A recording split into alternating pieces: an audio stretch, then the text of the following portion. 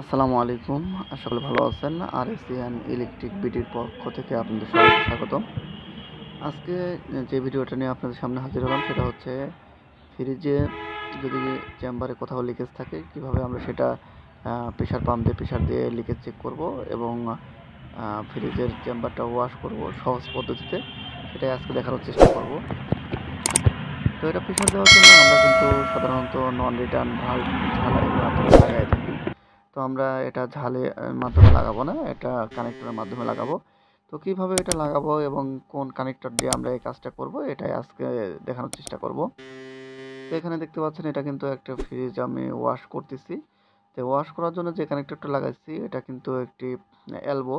এখন এলবো বিভিন্ন ধরনের হয়, এটা হচ্ছে যে এই এলবোটা আমরা কোথায় পাবো কিংবা কিসের এলবো এটা আপনাদের আমি জানাবো। তো এটার মাধ্যমে সহজেই কিন্তু আপনারা চাইলে দ্রুত সহকারে মানে যাতে সময় নষ্ট না হয়, আহ, ঝালাই করতে হবে না, এটার মাধ্যমে কিন্তু আপনারা ফ্রিজ ওয়াশ করতে পারবেন কিংবা প্রেসার দিতে পারবেন। এটাতে কিন্তু লিকেজ করবে না। তো এটা হচ্ছে আপনার 1/4 যে কোনো পাইপের ক্ষেত্রে এটা ইউজ করতে পারবেন। তো আমরা জানি নন রিটার্ন যেটা থাকে সেটা 1/4 হয়ে থাকে এবং আমাদের সাকশন পাইপগুলো 1/4 হয়ে থাকে।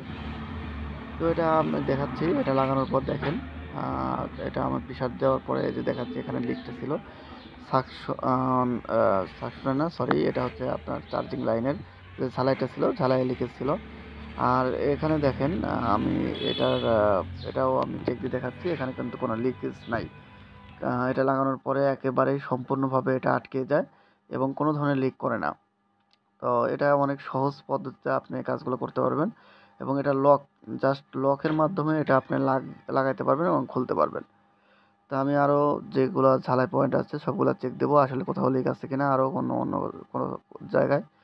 তো লিক এদিকে নাই, মূলত এখানে লিকটা ছিল। তো এটা কিভাবে খুলে কিভাবে লাগায় এটা আপনার শেষ পর্যন্ত ভিডিও দেখলেই বুঝতে পারবেন। তো দেখতে থাকুন। আমি এখন এটা প্রেশারটা ছেড়ে দেব।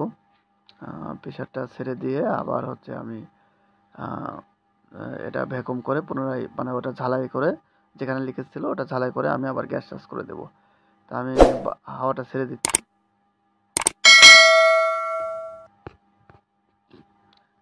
তো আপনারা চাইলে এভাবে কাজটা করতে পারেন, তাহলে আপনার ঝালাই করতে হবে না।